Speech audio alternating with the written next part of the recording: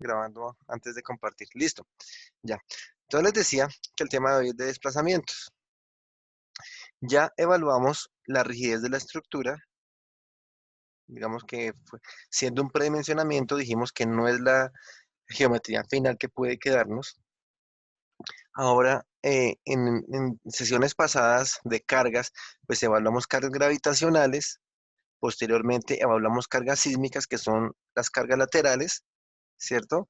Y pues dijimos que esas cargas sísmicas son proporcionales a las cargas gravitacionales, en un cierto factor que ya vimos que corresponde a un espectro de diseño y, y ahí vamos, ¿cierto? Entonces evaluamos las fuerzas, evaluamos la rigidez de la estructura y de todas las inquietudes, las incógnitas que nos quedan en esa ecuación, pues nos faltan los desplazamientos.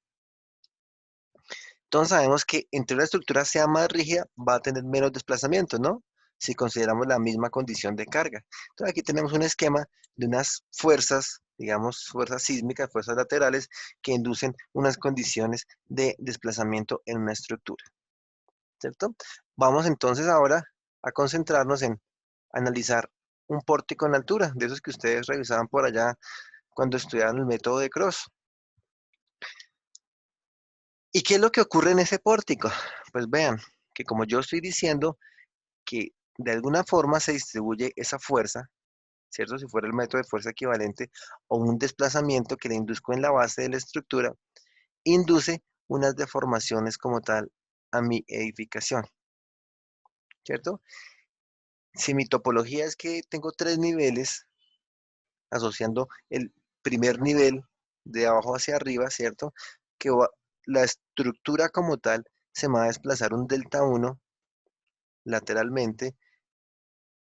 En el nivel 2 se me va a desplazar un delta 2 y en el nivel 3 se me va a desplazar un delta 3, ¿cierto? Esos son los desplazamientos globales que va a tener mi estructura. Entonces, esos son los que calculamos por allá en el sistema global cuando desarrollamos el método matricial o son los desplazamientos que me ofrece SAP 2000. ¿Sí? Cuando después de haberlo corrido para un sistema de cargas, el que sea, yo me paro sobre el nudo, ¿cierto? Y me dice, bueno, este nudo se le desplazó tanto, tantos centímetros, tantos milímetros, tantos metros, ¿no? Que no sería común, pero pues a veces ocurre cuando no tenemos adecuado dimensionamiento, condiciones de cargas, condiciones de rigidez. Entonces, eso es lo que encontramos. Si yo analizara solo el pórtico plano, tengo un sistema de cargas y esas cargas me inducen a unos desplazamientos. Dijimos que el tema de hoy era derivas. Bueno, ojo lo que dice arriba del título. Esas derivas no son los desplazamientos totales, sino son los desplazamientos relativos. ¿De acuerdo? Entonces, ¿cuál es la diferencia entre desplazamiento total y desplazamiento relativo? Fácil. Que mientras acá yo tengo este desplazamiento, este nudo que se me mueve en esa condición final desde esta condición inicial, ¿cierto? Yo ahora voy a mirar mi columna y resulta que mi columna en su condición inicial tenía ese nudo inferior, digámoslo, el nudo de abajo y el nudo de arriba, poniéndole esa topología en su condición inicial. ¿Qué separación horizontal tengo entre estos dos nudos? Entre el nudo de abajo y el nudo de arriba de esa columna. ¿Qué separación horizontal tengo? ¿Cero? Ninguna. Debería tener una separación nula, ¿cierto? ¿Por qué? Pues porque en la obra me van a garantizar que haya verticalidad, ¿cierto? Que el sistema todo se esté construyendo bien, no como las fotos que vimos de una columna que empieza por acá cerquita y después se va yendo hacia los lados. Eso es un monstruo en cuanto a construcción, ¿cierto? Entonces, vamos a garantizar que tenga columnas verticales. Entonces, esa es mi condición inicial. Tengo cero desplazamiento entre nudo horizontal, entre nudo inicial y nudo final de la columna. Pero ese nudo inicial, que es el inferior, pasó a esta otra posición, ¿sí? Y resulta pues que ese nudo final, bueno, ese nodo inicial en su posición final más bien, ¿cierto? Presentó un desplazamiento delta 2 y ese delta 2 es diferente al desplazamiento del nodo superior que presentó un desplazamiento delta 3. Entonces esos desplazamientos relativos son los que están marcados en rojo. Son la diferencia de desplazamientos, pero relativa. ¿Cuánto se me desplazó el 3 con respecto a lo que se me desplazó el 2? ¿Sí? Entonces, si tengo todo esto como desplazamiento 3, si tengo todo esto como desplazamiento 2, ¿cierto? Pues mi desplazamiento relativo va a ser la diferencia entre ellos dos, que eso se vería, bueno, ahí está marcada como esta diferencia. ¿No? Entonces mi derivada va a ser esa, va a ser el desplazamiento relativo. Miren ustedes las columnas de la casa, del apartamento donde están. Se me le aplica una carga sísmica, como el sismo que hubo anoche. ¿Sintieron el sismo de anoche? No, señor. Yo tampoco. No. La Daniela fue la que nos avisó del sismo. Pues la verdad yo Uy, tampoco sentí cierto, sí, nada. Camila, ¿sí?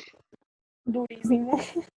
¿Vives en un Yo sí edificio? lo sentí, profe. No, estaba en un primer piso, pero pues creo que es relativamente cerca. ¿Tú estás en dónde? Eso vamos. Estás en Sogamoso. Sí. Mm. Bueno, pues yo estaba aquí en Bogotá ayer y yo me enteré fue porque estaba escuchando radio en ese momento, estaba trabajando y dijeron que estaba temblando. Un amigo que vive en un piso 15 aquí en Bogotá me dijo también que estaba temblando. Claro que él cualquier cosa le da tembladera, ¿cierto? Pues, en un piso 15, imaginen, recuerden la maqueta que nos estaban presentando ayer los abuelitos, ¿cierto? Pues allá arriba es donde más se va a sentir el efecto del sismo. Santiago, ¿dónde sintió el sismo?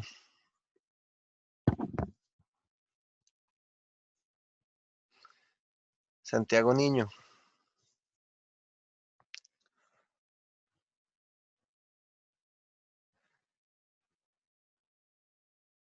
en Bogotá, también en un edificio,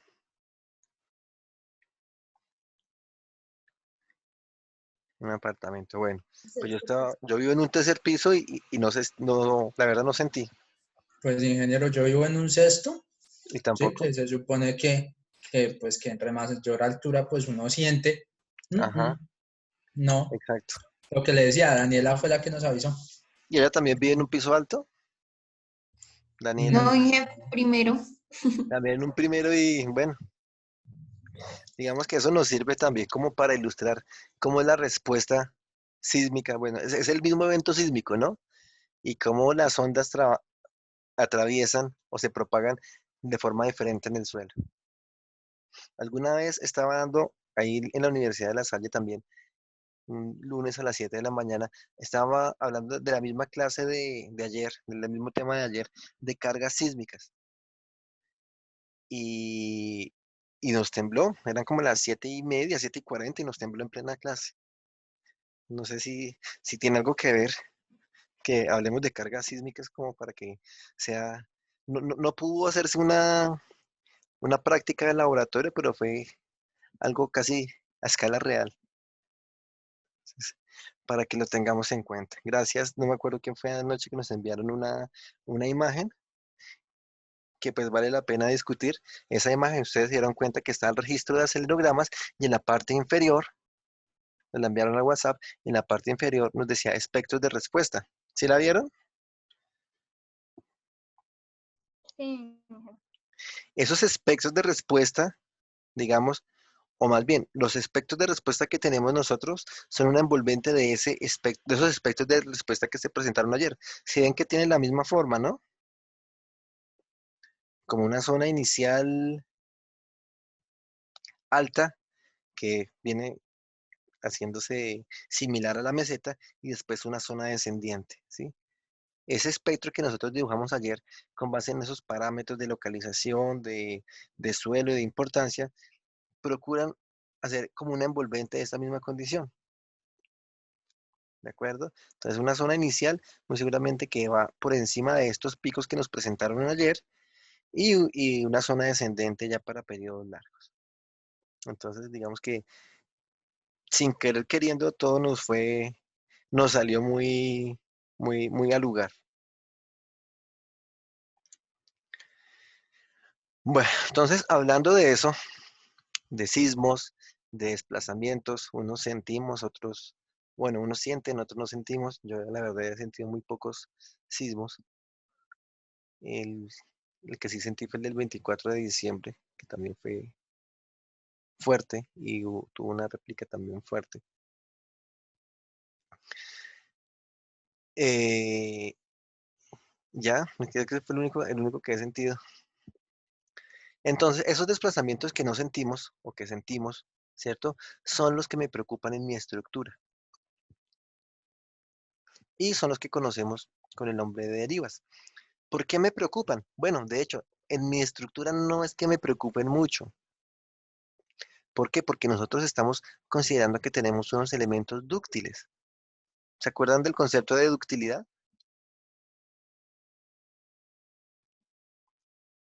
Sí, señor ingeniero, más o menos. ¿Qué es la ductilidad?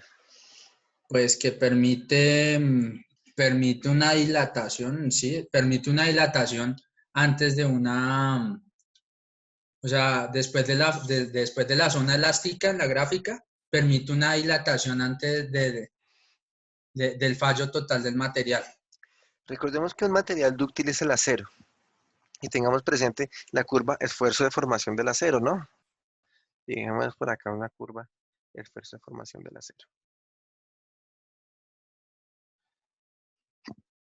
En esta curva esfuerzo de formación del acero,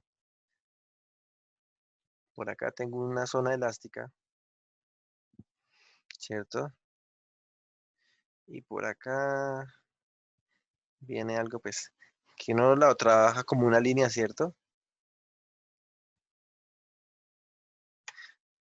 Uno siempre hace la aproximación que sea lineal y después tiene una zona de recarga. Esa zona que estamos aproximando como lineal es una zona donde, ¿qué ocurre? Por un lado, este esfuerzo de fluencia ya se ha superado, ¿cierto? Bueno, es más, no se ha superado porque no tenemos forma de superarlo hasta una etapa posterior. Se ha alcanzado con cierto nivel de deformación. ¿Y qué es lo que pasa en ese punto? Pues que la estructura no recibe más carga, ¿cierto? Sino que empieza a deformarse. Donde llega a otro punto donde ya empieza a recibir carga, ¿cierto? Pero esta zona que ahí quedó achurada es la zona que me da ductilidad. O sea, es la capacidad de tener deformaciones en el rango inelástico. Entonces, mi línea inclinada inicial es lo que me da el comportamiento de rango elástico, donde yo puedo recuperar las deformaciones obtenidas, ¿cierto?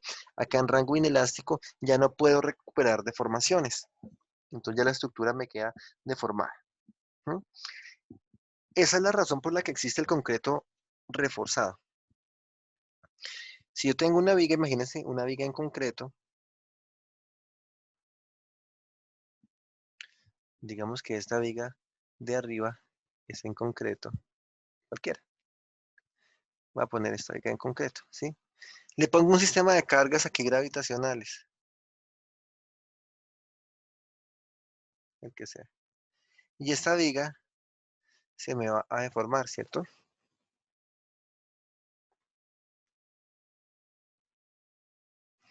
En mayor o menor grado se me va a deformar. ¿Qué pasa si fuera de concreto simple? Pues como ya siempre le hemos dicho, para dibujar nuestras gráficas de tensiones y compresiones, de flexión. ¿Mm? En la parte inferior va a sufrir unas tensiones. En la parte superior va a sufrir unas compresiones. Eso es lo que me induce el momento, ¿cierto? Entonces, cuando se me empieza a tensionar, pues le aparecen fisuras al concreto porque no resiste esas tensiones. Por esa razón es que nosotros debemos saber dónde colocar el concreto de refuerzo. Digamos, para momento positivo en esa viga debería estar en la mitad. De manera que cuando se me empiece a deformar, se me empiezan a inducir tensiones en la parte inferior, el refuerzo, por la adherencia que tiene con la matriz de concreto, el refuerzo que tiene la adherencia entre el refuerzo como tal y la matriz de concreto, pues digamos que ancla la varilla y le permite que empiece a trabajar a tensión. ¿Sí? Ese es el principio de trabajo del acero de refuerzo.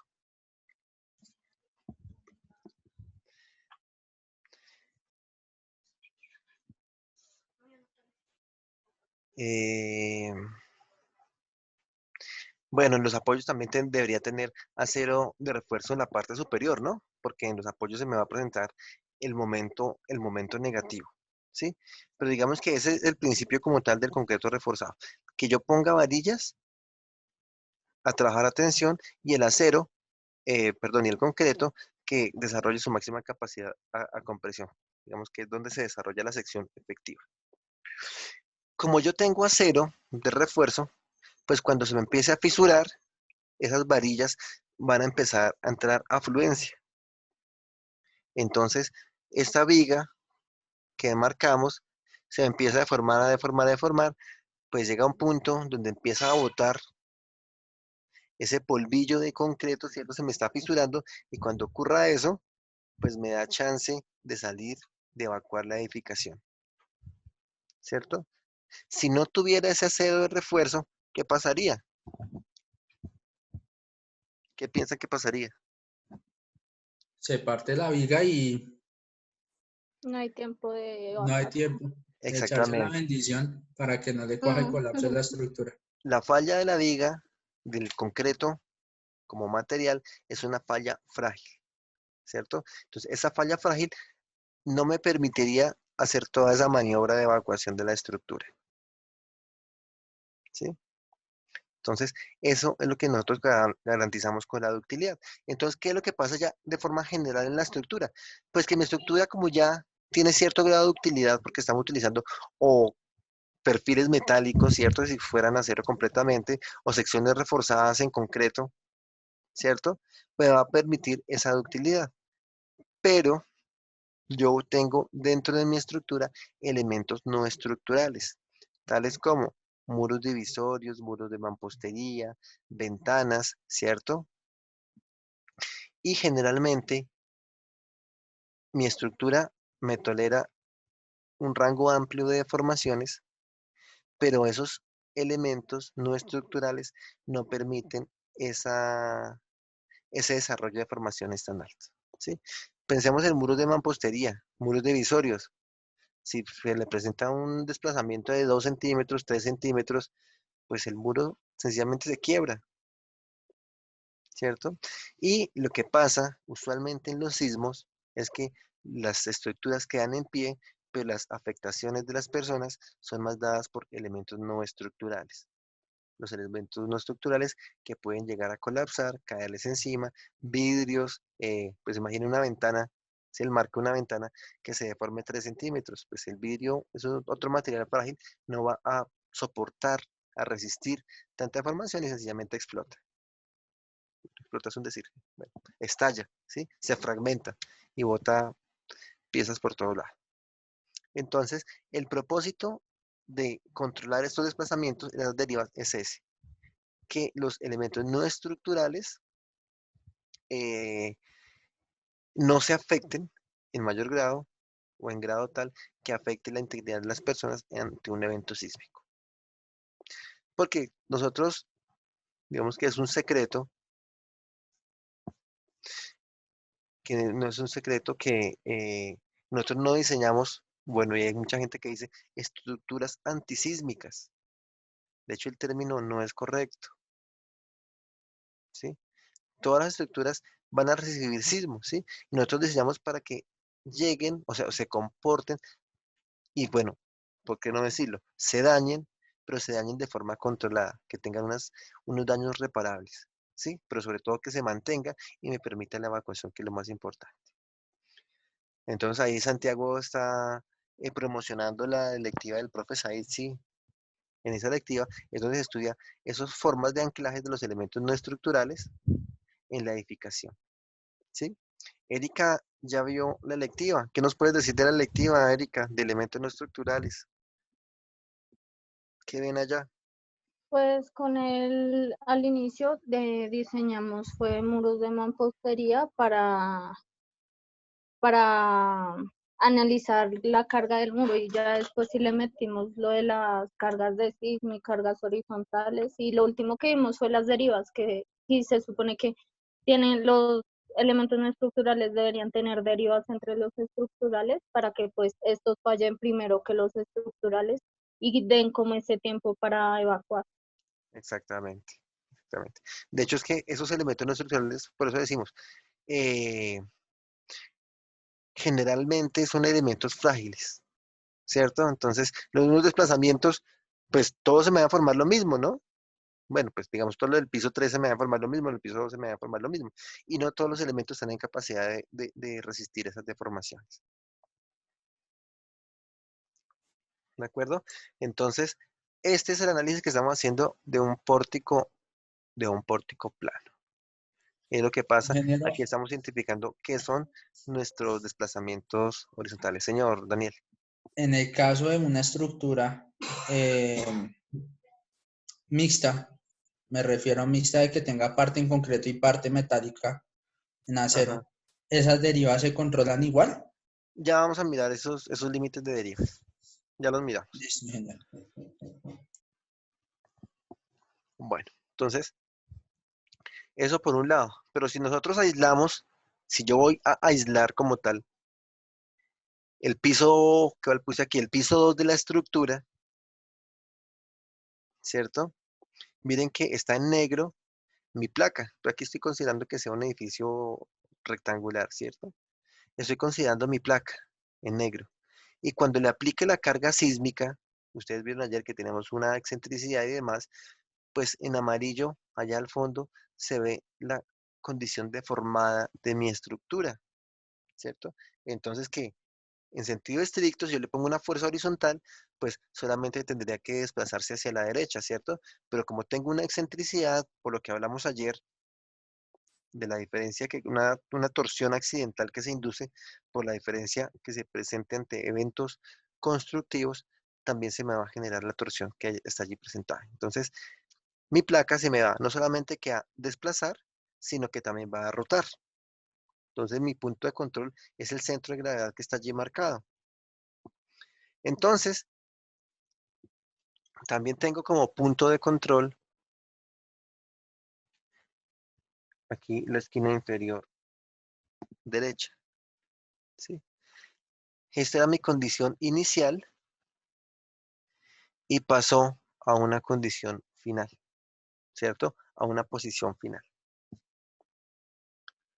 Entonces yo digo ahora pues que tengo un desplazamiento horizontal, sí, pues digamos que aquí en el pórtico estamos viendo netamente el desplazamiento horizontal, pero ahora aquí en la placa, en la planimetría, digo, sí, tengo mi desplazamiento horizontal que es mi delta 2, ¿cierto? Y va a ser un delta 2 en sentido X porque también voy a tener un delta 2 en sentido Y, ¿cierto? Y como tal, mi desplazamiento total de ese nudo se va a obtener como, ¿qué figura se me genera ahí? Un triángulo, ingeniero. Es un triángulo, ¿cómo calculo el desplazamiento, ese desplazamiento total delta? Sería Pues por la raíz Pitágoras. cuadrada. Sí, Pitágoras, ¿cómo me quedaría entonces? Sería la raíz cuadrada del desplazamiento en x al cuadrado más el desplazamiento en y al cuadrado. Exactamente.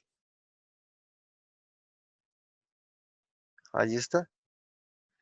Eso es el desplazamiento que yo voy a obtener. Va a ser el desplazamiento de ese punto. Obviamente, cada punto se me va a desplazar un tanto, ¿sí? Pero yo puedo obtener mi desplazamiento ahí en ese punto. Y si ahora nosotros sumamos la condición de planimetría y la condición de altimetría, pues vamos a encontrar esta expresión general, donde digo que mi delta, mi desplazamiento como tal, mi deriva, calculada va a ser que la deriva del piso i menos la deriva del piso i menos 1. O sea, la de arriba del piso superior, el desplazamiento total del piso superior, menos el desplazamiento total del piso inferior, ¿cierto? O sea, lo que hicimos acá, en delta 3 menos delta 2. Pero ahora, pues yo reviso esa diferencia en X, ¿cierto? La llevo al cuadrado, reviso esa misma diferencia en Y, la llevo al cuadrado y pues saco raíz. Ya saben que esta raíz va por Pitágoras. Entonces, esta es la forma con la cual yo calculo mis derivas. Si me voy más estricto, pues también debería revisar los desplazamientos en Z, ¿no? Lo que pasa es que ya vamos a ver que son tan bajitos que se hace innecesario. O sea, son de poco aporte realmente en cuestión.